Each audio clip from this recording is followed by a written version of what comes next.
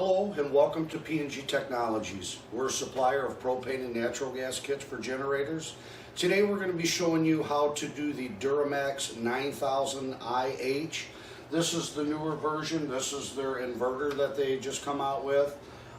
This is a dual fuel unit, so it's already propane and gasoline. What we're going to do is we're going to show you the steps on how to convert that to natural gas, and we'll go ahead and get started on that. Okay, the first thing we're going to do is we got to go ahead and remove the cover on the side where the battery and the air cleaner is. These will be 5/16 or 8 millimeter. Just remove these two here.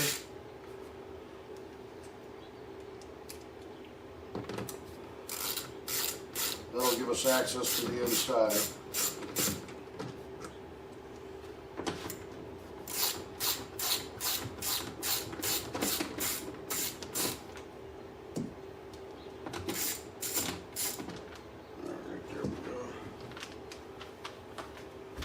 What I do, just so I don't lose them, I just put it back in there and you ain't got to worry about them later on when you go to install it back up. Okay, now we'll go ahead and show you the next steps on what we're going to do to the inside of this. Okay, what we're going to do first is, obviously this is a very tight compartment in here. There is not much room. This is a little tough to work on, and you'll see when we get to this step here, when we remove the air cleaner, this clip down here is just a bear to get to. So what I do first is, this is obviously a brand new unit. Make sure you obviously put oil in it before you do anything. We're going to remove the battery here just to give us a little bit more room in the inside. So let's pull this out. And there's just a little rubber clip down here on the bottom. Just pull that out.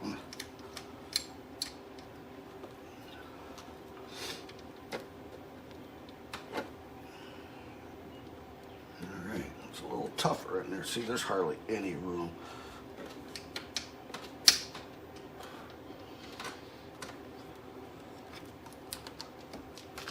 Maybe easier just to pull it off this way and then bring it down. And just so tight on everything in here. I'm just going to pull it around. It's easier than just pull the battery out. And now it comes out nice and easy. Okay, now we'll go ahead and show you the next steps. Okay, next what we're going to do, we got a little bit of room in here we can work with. There's a vibration bracket on the back of this air cleaner box. We're going to go ahead and remove that. It's just a 10. It's actually a nut on the back of that. A lot of this it's going to be hard for you to see because it's so tight in here, but once you get going on it, it's fairly easy. Okay, we'll go ahead and do. And that was a 10 millimeter back there. Okay, now let's go ahead and remove the air cleaner. The top clip's very easy to do. The bottom one is tough. Now that you got the battery out here, you can kind of reach down in there and just press down with a screwdriver on that bottom one. And that'll loosen it up. But see, it's still catching on it's still catching down there. So you might have to get you a little bracket, just something you can kind of pull it up with. Wedge it in there a little. You can kind of see how I'm moving the motor up. And hopefully that'll get me where I can release that clip down on the bottom. Watch your fingers down there. You do not want to pinch them, obviously. That's how difficult that is right there. That's horrible. A little bit more room. Well, you can see I'm fighting with it, so you know what you got to do. You got to just be able to get that bottom clip. And just think, every time you do a PM, this is how this is. You know, it's not easy, that's for sure. Try it one more time on here.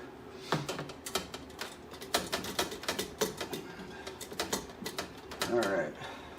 We'll go ahead and get that off here. We'll show you on the next step. Okay, you've seen me struggle with the air cleaner. I cannot get that off. On the Predator 9500, I was able to put a bracket down here and pull it up. I can't. So this cover is going to have to come off, this outer cover, along with these outer wheels. to be able to get to that. So we just start by removing all the screws from the side. Now these are 8s.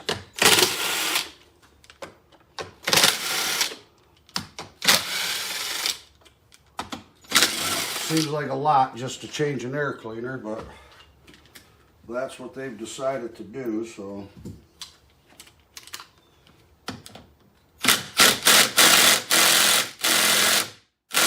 Okay, great.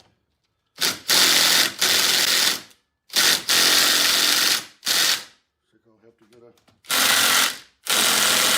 breaker bar for those, so we'll show you that here in just a second. Okay, well, what I did, I just had to get a little larger thing to break it out. It wasn't that bad at all. But you'll just pull the 2 tires off. You got 1, 2, 3, 4, 5, 6, 8mm bolts. It'll just all kind of snap off on you. Just pull that to the side. Now you can get to your air cleaner. To me, I don't know. I wouldn't be very happy with that, especially with PMs with these, as much as they tell you that you got to do PMs. Try to make it a little bit easier for you. But, well, at least we got that step. Now we can go ahead and hopefully we can, look, now we can almost, and it still catches on that back side. It's tight in there, that's for sure. But that's pretty much that steps there, and then we'll go ahead and show you the next steps here, and we'll get this removed. Okay, now that we've got the cover off, we kind of expose the inside. To be able to get to the 2 studs in here, they have another inside panel. Okay, this has to be removed before you can get to the studs. So there's 6 of them around the inside of the air cleaner. All those have to be removed. Now this is going to be a little time-consuming process here, so I probably won't video the whole thing here. But basically, you're just going to pull all 6 of these out. And the back ones are going to be the tough ones, obviously. I mean, I could go and remove the other part of the whole front cover here and get into that, but that would be just even more of a nightmare.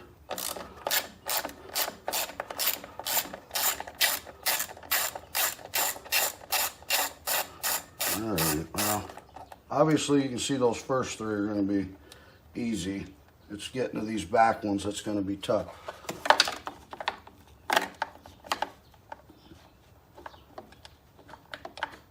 Alrighty. We'll get a... Yep, they're definitely going to make this difficult here. Looks like I'll be able to get to every one except the very back 2. I'll have to get a little shorter socket. Right now I'm just using a deep well 8. And make sure you don't drop anything back in there, because fishing things out of here is not an easy task. So we'll go ahead and we'll get the other 2 removed, and then we'll show you the next steps from there. Okay, now that we've got to this, that took me a good 20 minutes to be able to get that out of there. Just so tight. So now what we're going to do is go ahead and pull your vent tubes off. I did remove this side one over here just to give me a little bit more room. It's just a little valve. Let's go ahead and tuck that to the side. Pull off your lines from the back. Okay, set them to the side. And these are 10mm in here. So we'll go ahead and remove the 2 nuts holding this on here. And it looks like we're going to get kind of fortunate and not have to back these studs out. It's kind of weird. Sometimes I have to back them out, sometimes I don't. It just depends on what they obviously do with their studs, on how they run them in. But now we can pull that off. Your gas line is going to be attached over here. Just clip it off that. Now we've got access to the carburetor, and we can show you on how to get the adapter on there and get this back reinstalled. So, okay, this one I did not have to back the studs out. That doesn't mean it's not going to happen every time. If you do have to back the studs out, you can either double nut them up front here and pull them out, or you can pull the carburetor back. And it'll come back. You can slide it all back, and then just get you some vice grips on the back side so you don't gnarl up the thread. So what we're going to do is we're going to install a slim adapter in between here, okay? This is going to inject our fuel into the carburetor. So there's already a gasket on there. We'll go ahead, just make sure everything clears in the inside, you know, all the choke clears, everything's good. You'll use that for the gasoline side. Install our gasket, we'll give you that. And then we'll go ahead and get the cover back lined up. And you can see there's plenty of meat still for that. So that's a good thing. That's about the best thing that's happened so far on this unit, is not having to do, I mean, it's not that that's very difficult, but all right.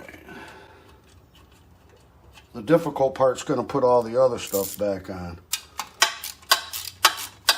And this is the worst part of the job here, is that once you get this down and licked, you're okay. All right, that's good and tight. Now I'm going to go back and go ahead and install the inside of the filter back on, and then I'll show you the next steps after we get the 6 screws back in there. Okay, we got the air cleaner back on. I fought with that pretty good. I didn't want to really do it. It would have been a very long video. This is already a long one as it is, but what I did is I had to take this bracket and get back in there under the vibration bracket, and I had to force this up all the way. I'm not going to force it up right now, but I had to force it up to get that clip up on there. And then when you're done with that, just go ahead and reinstall your vent tubes back on and get all that set. And then I'm going to show you the next step here on installing the gasoline shutoff valve. That way we got that on there. Okay, now that we've got everything reconnected back up here, we can go ahead and get our cover back on again. And this will just snap back on. Fairly simple. So.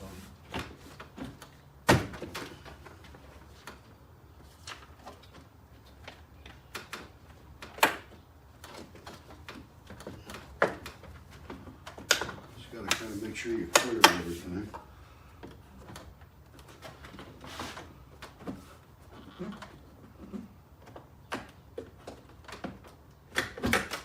All right, got that side.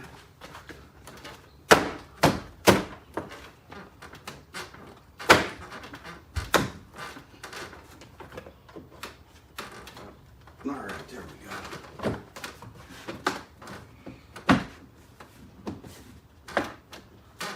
All right, go ahead and get those ran in.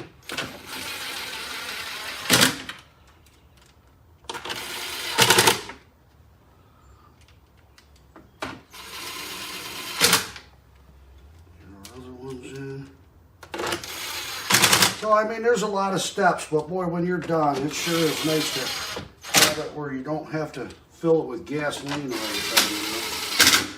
All right, we're good to go there. Now, I'm not going to put the battery in because of our new fuel tube. What I'm going to do is I'm going to run a bulkhead fitting right here. And then that's where your fuel inlet will come in for the regulator when we mount that later. So we'll go ahead and show you this step here on how drilling this out in the next video. Okay, what we're going to do now is install our bulkhead.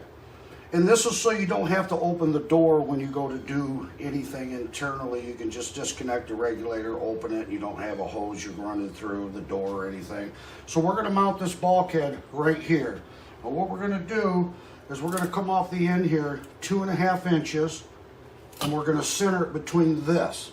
Okay, this is going to end up mounting through, and then we'll attach this, and then we'll attach our other fittings. So what I do is I have a step drill bit. Now you can pick one of these up. Harbor Freight's got them real cheap. They're nice to have, and then you can just drill it out to what size you need. So we're going to come over 2.5 inches. Okay, we're basically centering this portion here. Really easy to drill, so.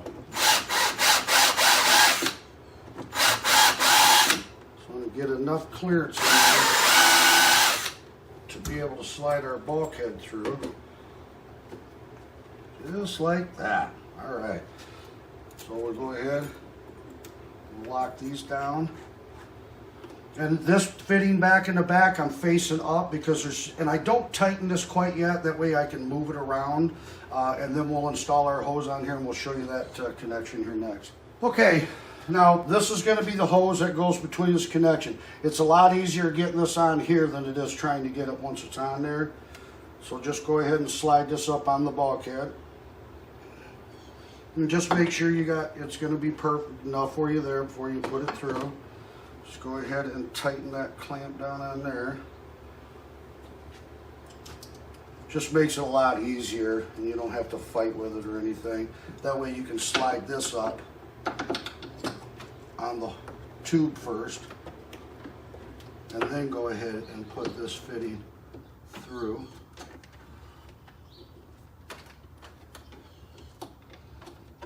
So you'd have had to fight with that down there. It's just not worth it.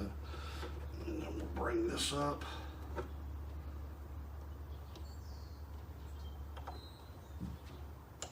Tighten that clamp down. Okay. Run this through. We'll go ahead and tighten this up.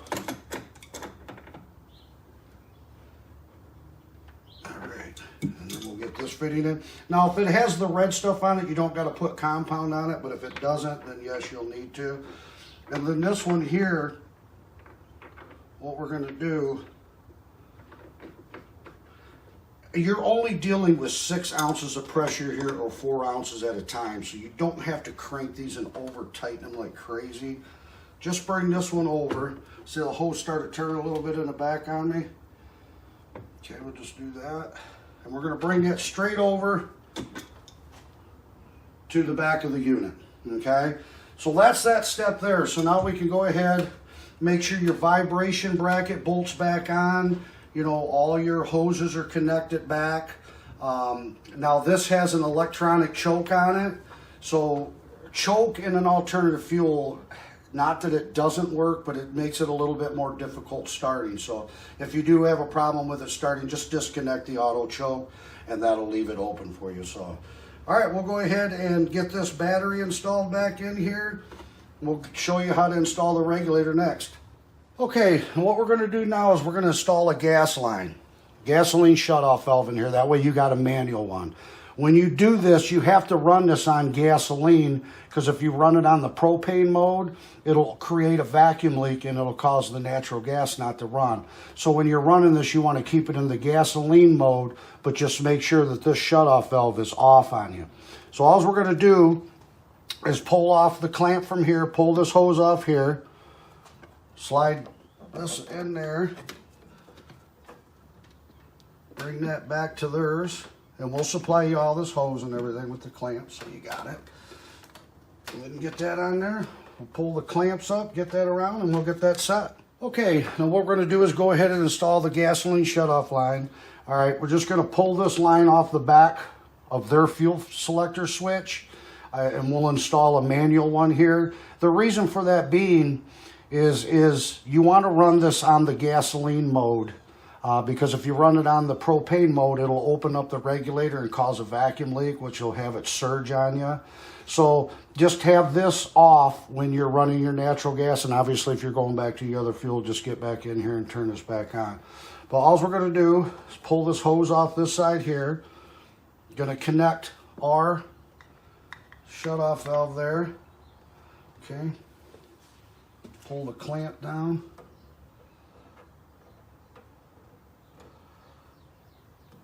All right, we got that. And then we'll just bring this around here. Slide that over there.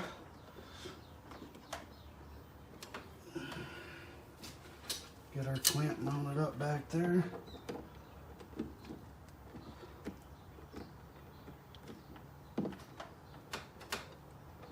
All right, here we go. Now we're all set with that there. That's that step there. We'll show you the next one. Okay, what we're going to do now is go ahead. We've got everything buckled up in here. Just double check your work. Make sure you've got everything connected back up.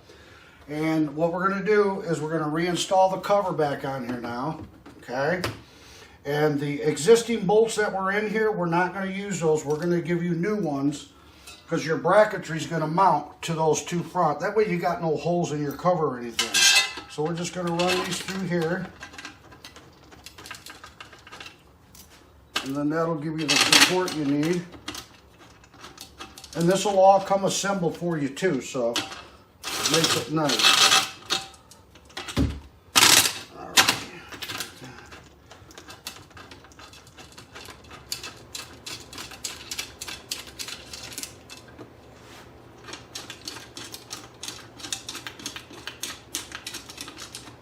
And we'll go ahead and tighten them down.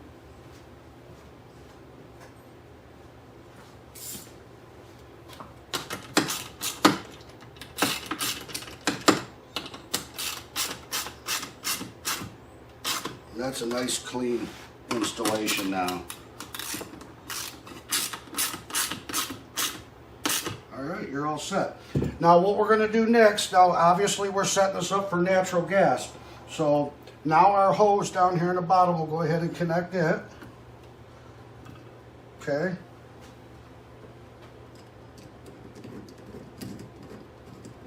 And if you ever need to get in here, you just got to remove one clamp now. So it makes it really nice. Let's go ahead and get this one. And then I just kind of turn the hose just to kind of pull it in or out, however you want it to look. Get that up there. That's pretty much the installation. I mean, it's not one of the easiest I've did. It's not one of the hardest, but this is definitely, it's doable, and it's very nice once it's done. Now what we'll do is we'll get her set up for natural gas. Now if you purchase the hose from us, this connection will automatically be on here. If you do not, then that's totally up to you. We'll go ahead and tighten this down, and then we'll get this thing running on natural gas. All right, we got everything hooked up. We got our natural gas line. Now again, our natural gas line is a true open flow. They're not orificed. A lot of people try to use the ones off the web that are orifice for like a grill or a pool heater or something. It won't work. It'll starve the engine out and make it lean. But just make sure you got everything on. Have your natural gas all set up. On the back of this unit is a primer button. You can't see it, but it's right in the middle. It's just got a little spring on it. You hit it to get the fuel to come through. Just turn your unit on. And this has got all the computer stuff on the front. So just turn it on. Make sure you're in the fuel on with it on gasoline with your switch. Hit your button. And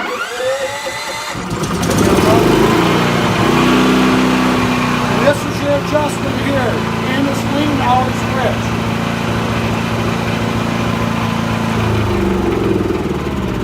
Now we'll preset these as close as we can, but you will have to adjust that. Alrighty, that concludes the steps on how to convert the DuroMax 9000iH over to natural gas. Now again, if the regulator that they supply, if you can't never get them on the propane, you can run propane through this too, as long as it's a 6-ounce setup, and then you can get the 6-ounce setup for the propane regulator, you're okay. A lot of pressures across the United States are at about 4 ounces now, so it's a little difficult for the tri-fuels like it used to be. So, but if you're interested in purchasing this kit from us, you can go to our website at pngtechnologies.com, or we can be reached at 734-992-2648. I want to thank you very much for watching this video. I hope it helps. And if you like it, please hit the like button on the bottom. Have a wonderful day.